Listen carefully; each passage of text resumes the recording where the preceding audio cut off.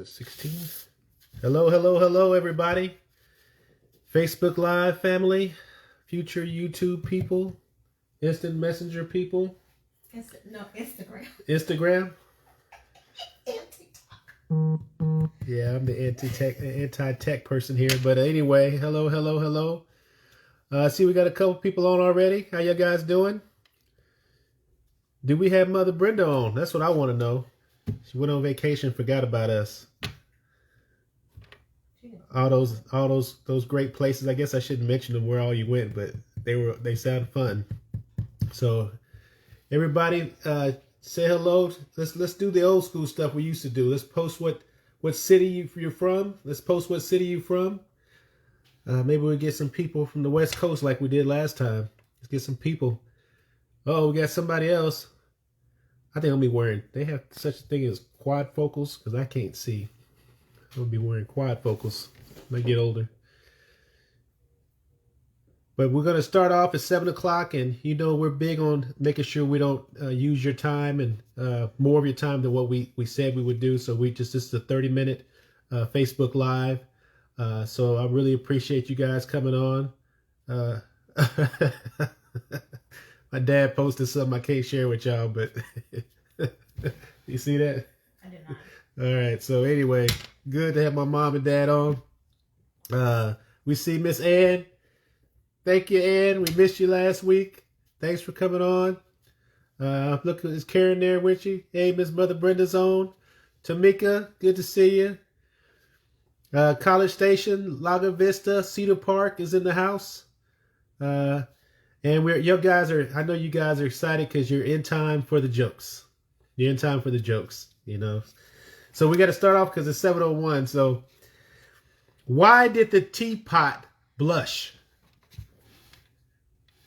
Why did the teapot blush? Oh, Aunt Stephanie's on.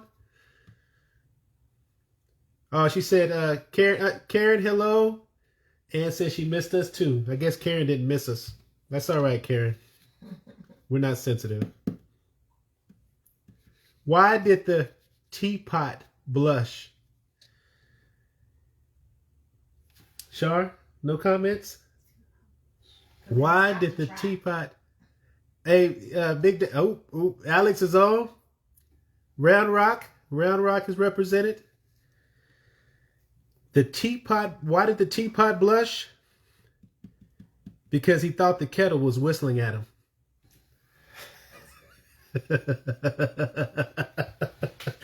She said it was good.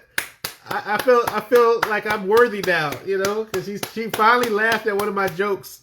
All right, well, it ain't my joke, you know. But anyway, what do you get when you cross Darth Vader's son with a hamburger?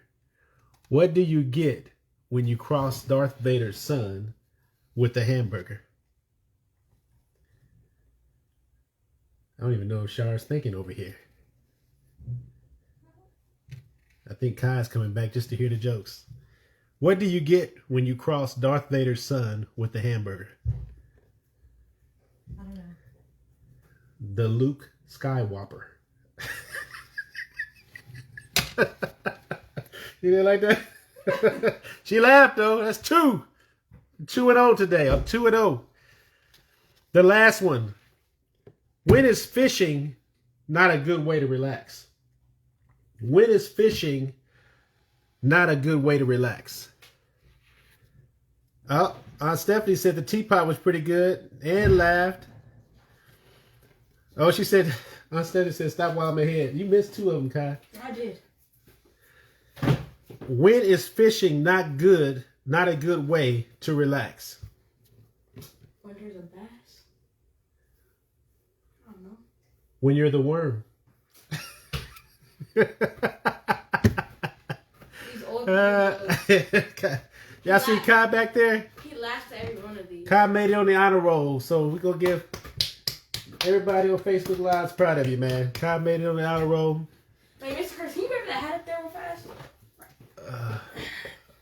Anyway, this young man... This is the team that's not going to win the World Series. I'm calling it.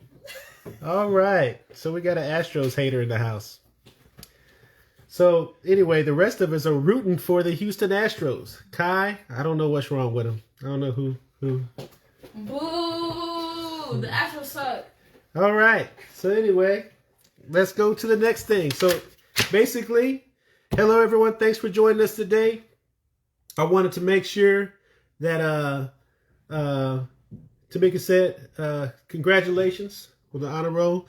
I wanted to make sure that today we're talking about to micromanage or not. That is the question. This is episode 16. I can't believe it. Episode 16.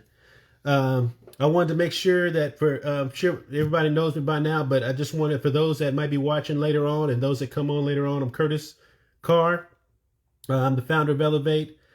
I've been in leadership for over 30 years and a training capacity for over 15. And my wife and I, we run this company. It's basically, we do coaching. We're consultants, business consultants.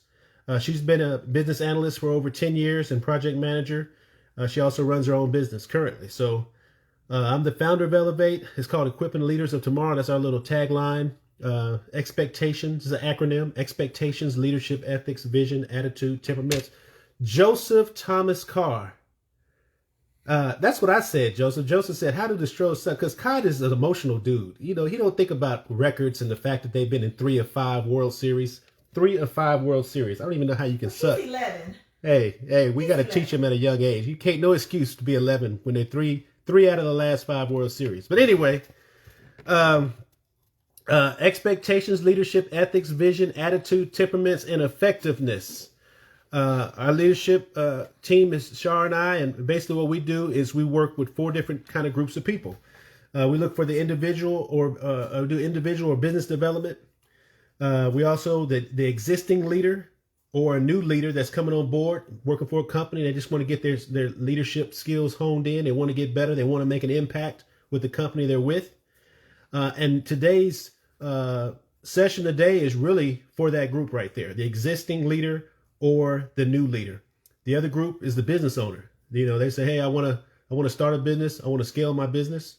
The last group is for the leader or employer that's looking for us to come in and we do training with their people. So those are the 4 groups of people we deal with. And we always start off with the assessment so we can get to know you better. And we do a questionnaire. And we also do a temperament assessment. So last week I highlighted the temperament assessment. And the fact is that we have a temperament assessment. I'm sure Shar can post it at some point.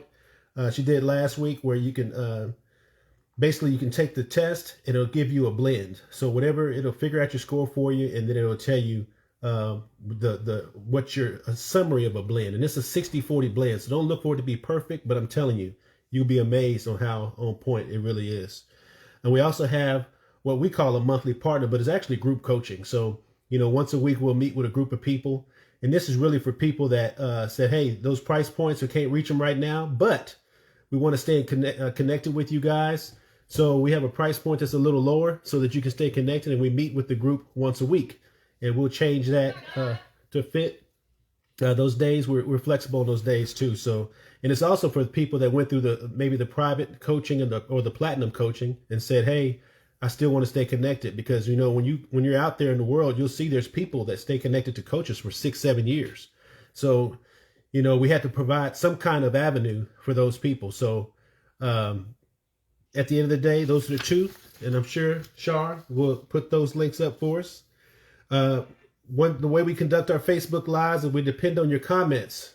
So how you guys feeling today? Tell me how you feeling. I know I'm a little down. I watched the Astros get beat down 6-2. You hear the hand clap in the back. Actually, I didn't watch it because it's too stressful for me. So I just wait till I wake up in the morning around 5:30 and I look at the ESPN app. And then I mourn or I celebrate. So we depend on your comments on this Facebook Live. So I try to read every single comment. I can't. I just read the last sentence of what Joseph said. But I that will get him back in here, so we're going to keep it moving. So anyway, the question today is, have you ever felt like you were being micromanaged? Have you ever felt like you have been micromanaged? Hey, thank you, Alex. Alex said it ain't over yet, Astros. It ain't over. Thank you. Is. Ms. Brenda says she's feeling relaxed. I also want to just ask you guys, have you ever felt like you've been micromanaged? And Ann put on there, yes, with an exclamation point. Mother Brenda put on there, yes. And then I would ask one more question. How did it make you feel? How did it make you feel when you were being micromanaged, or you felt like you were being micromanaged?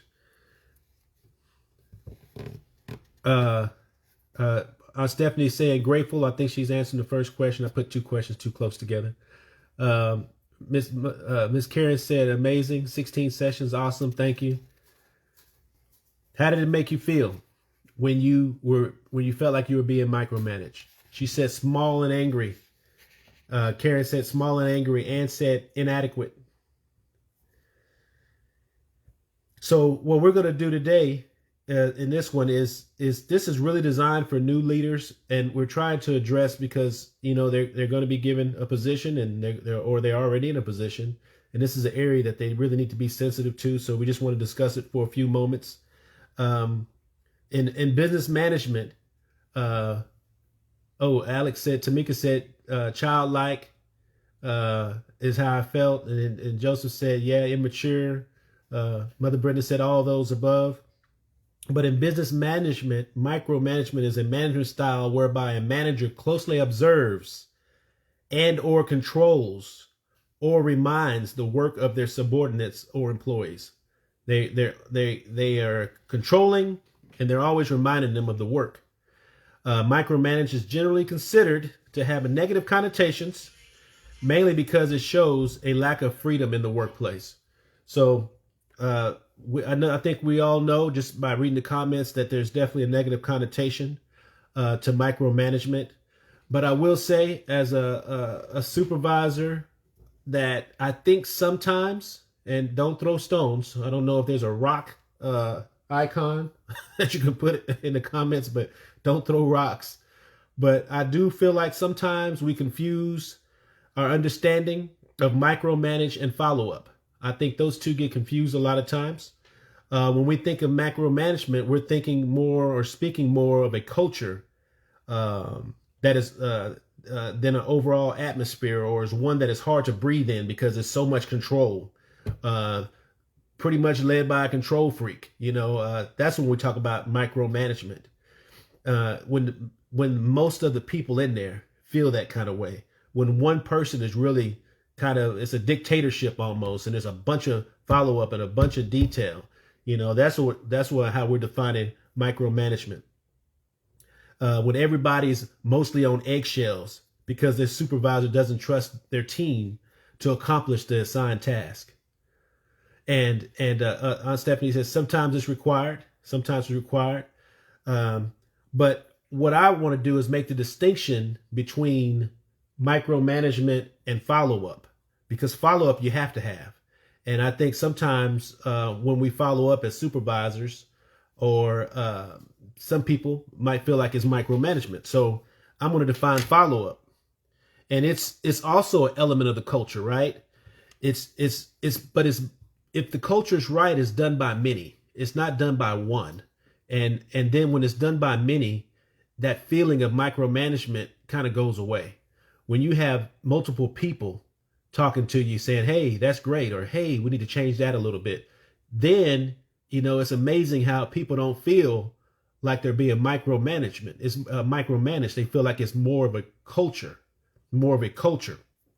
So it's the point is always get the people involved in quality control, meeting deadlines, and training. Always get people involved, and no matter what the position is, once the person learns their position, then they should be able to teach that position. We always say in the business that in any business I've been in, I always say, hey, that position begets that position. So if that person's an engineer begets an engineer, an attorney begets an attorney. Whatever that position is should be multiplying that position. So at the end of the day, always communicate to the new individuals how things are going to operate in your business, because that way when they get this feedback, they won't freak out. When they get this follow-up, they won't freak out. and you let them know that everybody's coming to you. Everybody's going to say little stuff. Nobody's going to be disrespectful, but everybody is going to be commenting. All right. So and I would also say that it should increase the follow up when you're dealing with new people and you're dealing with people that you lost trust with, people that you're like, hey, I can't trust him to get it done.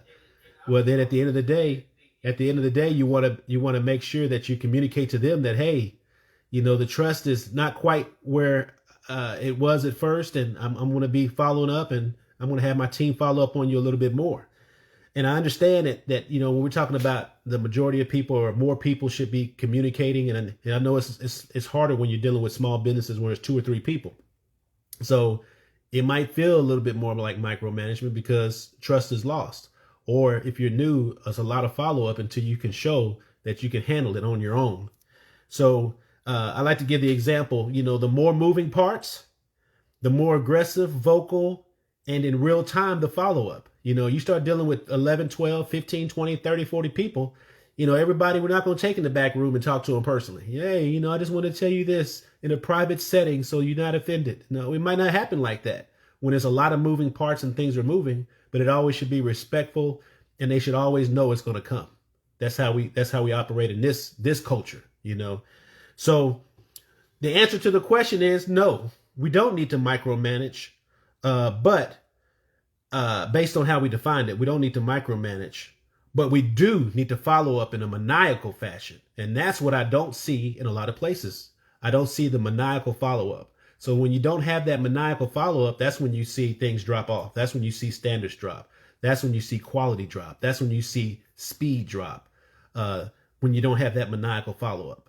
So I believe that they're cousins or maybe 2 sides of the same coin, but one is really the takeaway. When you walk away, how do you feel? Is it a culture, or is just one person that's a tyrant, that's a control freak, or is it actually a culture being built? So trust in the team members' ability to get results is what we're looking for. Can we get those results, and can they get those results, and can they get them fast enough? I always hear people say, my job is to get XYZ done. But it's also to get XYZ done in the right amount of time. If you take all day, and I know Joseph's on the call, and I used to mess with him about this because it's funny because Aunt Stephanie's on the call. So Joseph used to cut Aunt Stephanie's grass. And he already knows what I'm getting ready to say. Joseph would cut the grass, and out of 3 boys, he cut it the best, I would say. Would you agree, Aunt Stephanie? He probably cut it the best. But it took, I think he's still over there cutting that grass. I mean, it took forever. It took forever to get done. He would, and I used to tell him, I said, listen, you got it. Pace is important, and he got faster and he got faster and he got faster. So, but pace is important. It's not about if you do it right, it's how fast you can get it right. And it's a competitive world. So Stephanie put a 1. That's a yes, Joseph. It took a while, but he got better. So, the mindset of a leader must be, when you're dealing with people and you got a lot of moving parts, the mindset of a leader is it should be like a post-up player. And I don't know how many of you guys follow basketball, but it's basketball season. So I was like, man, let me mention a basketball term today. But your mindset as a leader, you have to be have a mindset of a post-up player. A post-up player in basketball, his job is to dribble down close to the goal, back his opponent up, and put the ball in the hoop. It's an aggressive move. It's an intentional move. It's a strategic move. If he has a guy that's 6 inches taller than him, he probably is not going to go to the hole aggressively. But if it's a smaller guy, a weaker guy, he's probably going to take him to the hole. And that's what we call it, taking it to the basketball goal and backing him down. Now, when I was a little boy, this was my father's favorite move. He would back me up all the way to the goal and shoot the shot and make it. And it was like a guaranteed money. It was guaranteed money. Until you get stronger and better, you're going to get posted up on. But the thing that I want to do is, because Elevate is sponsored by acronyms, I want to use the P for post up, as that post up player should be that post up manager, that manager with a post up mentality. The P stands for a planner. He has to be a planner. That leader has to be a planner. And to me, one of the best stories I've read about a leader planning is the story of Tybo and Becky. Tybo and Becky was part of the ANC. when he was 10 years old, he went to the ANC, which is the African National Congress. He went to the ANC and said, hey, I want to be a part of the youth group. Just the fact that the ANC had a youth group talks about how well the leader of the ANC was a planner and how he prepared. Now, just in case you don't know, the leader of the ANC was Nelson Mandela. Nelson Mandela led this group. And when Thabo Mbeki was 10 years old, he said he wanted to be a part of it. They said, man, you're too young. You need to come back later. So he comes back later. I want to say 12 or 13 years old. Eventually, he works his way up as a youth leader. And by the time he was 20 years old, and they still considered youth. So by the time he was 20 years old, this is in 1964. At 1964, he and 27 other youth were called to a secret meeting because Nelson Mandela was about to get arrested. So he said, listen, we've been preparing you guys. And once this fight for freedom is over, we're going to need educated men and women to lead the struggle, to lead our new government. So these 28 youth, they sent them to England and Europe to get educated. And they were educated in the finest schools. So Thabo Mbeki, he goes, he gets educated. 20 some odd years later, he comes back when Nelson Mandela is free. He ends up being, in 1999, he ends up being elected by the people to succeed Nelson Mandela as the leader of South Africa, as the president of South Africa. When you look at the years it took from being a youth, saying, hey, go get educated, to the time he took over and became president, it was 35 years. It was a big movement. It took a lot of planning. But that's why I say that a leader has to have that post-up mentality, and that P is for planning. They have to be a great planner. The O in post-up is they have to be observant. They have to be aware of the surroundings, not just the physical, but understanding the signs of the times. And that's I mean, I can give examples for each one, but we don't have that kind of time. The S is for sacrifice. You know, that's when you give up something that you want. You know, that's when you give up something you want. So we have a story. I'm going to share this story. And I'm looking at my wife because it's about, look at, she looking at me like, boy, you boy. So if I'm not on the next conference call next week, you already know what happened. So anyway, the story is about Jermichael. Jermichael is the oldest son, and he right now has an opportunity to probably triple his money. And he has this challenge. And the challenge is he has to take these tests. And if he passes these tests, he's going to triple his money. He's going to be in a good place. He's the one that wants it. You know, nobody's forcing this on him. But the challenge is that he's struggling with getting this test passed because it's a long test. It's multiple sections.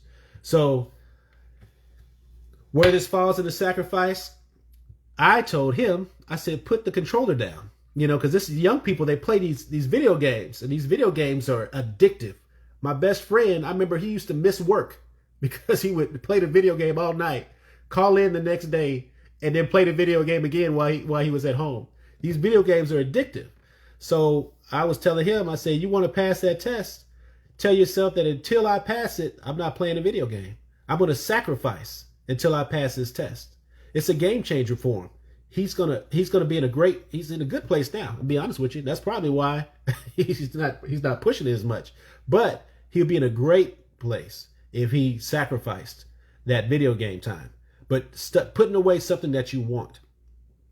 T for post up. That they're tenacious. Am I all right? I'm gonna be able to sleep in the same bed with you tonight? Okay, she said I was all right. So I'll be on next week, y'all. So anyway, they're tenacious. They're not readily relinquishing a position, principle, or a course of action. They're very determined. And when you think of a post-up player, those that are familiar with basketball, man, they going down there. They're going down there. They're going to back that guy up. It's a serious move, and they're very determined. The U for up is unifying. They can get others involved.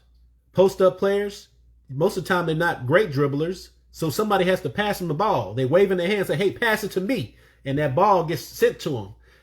And there's a trust involved if they get that ball passed to them, right? So they're able to get others involved. And then the P is for pioneering. And pioneering meaning that they're driven to keep seeking bigger and better roles, products, or experiences. Pioneering. They're seeking for more. They're seeking to advance. They're seeking to be greater. So pioneering, very important. So post up, planner, observant, sacrifice, tenacious. They unify and they're pioneering. So one of my favorite stories, and I say my wife's probably gonna be tired of hearing this story. I love this story. So when I think of pioneering, I think of the story of Hernan Cortez. And I know a lot of you guys already know this story, but bear with me. It's just a powerful story. So Hernan Cortez, a Spanish conquistador, issued a rather interesting order to his men. When they began their conquest of the Aztec Empire in 1519, the order was simple: burn the boats. He did not want his men to be overwhelmed by the challenge and run backwards or give up and get back on the boat. So when we think of pioneering, we're thinking of somebody that's like, listen, we're gonna advance, and I'll tell you what, I'm gonna take away your escape. We're gonna take away your escape. We're gonna burn the boats down. Now, if you look up burning boats down, you'll probably see a lot. If you Google it, you'll see a lot of other people did it too. But that's the first one I heard about, so that's the one I love. So to sit there and tell his guys, listen, we're going to give this fight everything we have because we have no choice. We're not going to go back. We're going to post up. We're going to post up, and then we're going to make an aggressive move, and we're going to take over this. And they won. They actually won. They won. So when I think of pioneering, I think of Cortez. But it's 7:26. Please post something if you're still there.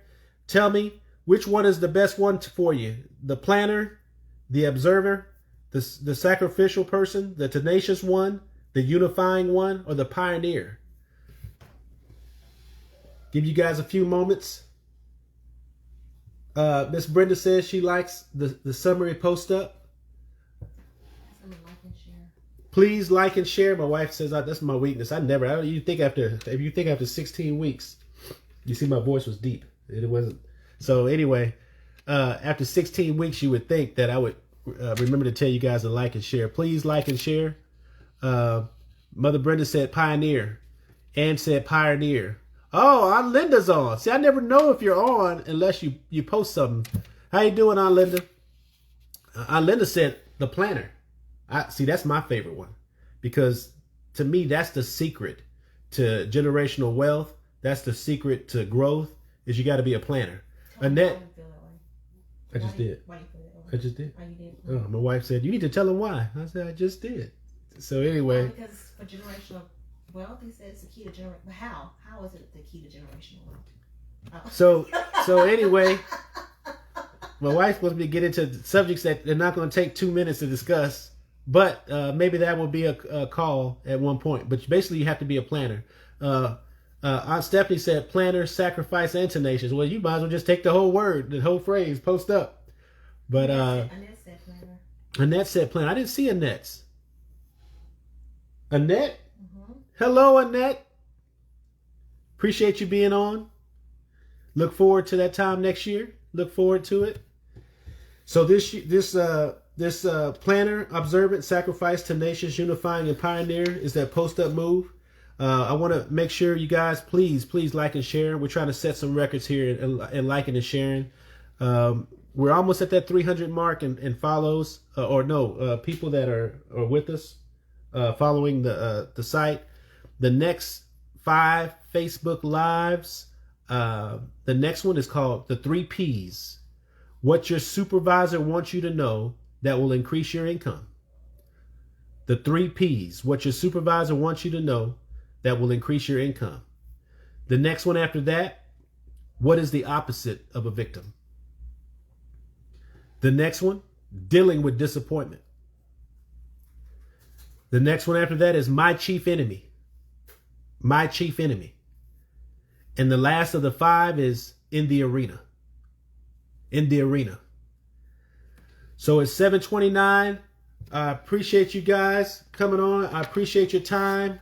We appreciate you guys. I know, I remember my dad asked me, so what are you going to do after this, after you do these we're just gonna keep doing them. That's the plan. We're gonna keep doing them. Every week we'll do the free. My wife calls it free 99. And and why? What's the and why for? We got 1 minute. Von Linda, you can say why you say and why. No, she said.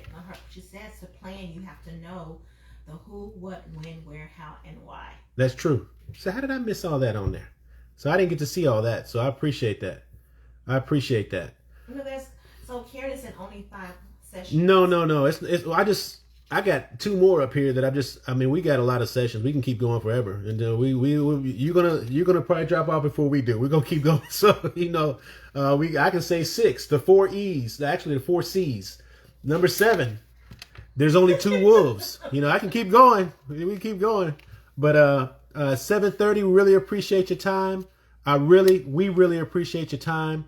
The website should be up soon. This week. I want to tell you the exact date, but if I say it doesn't happen, I don't want to be a liar. So at the end of the day, it's supposed to be up really, really soon. I would check it out tomorrow. If I was you. So how was that? All right, guys. We really appreciate you. Have a great one. We'll see you next week. Thank you.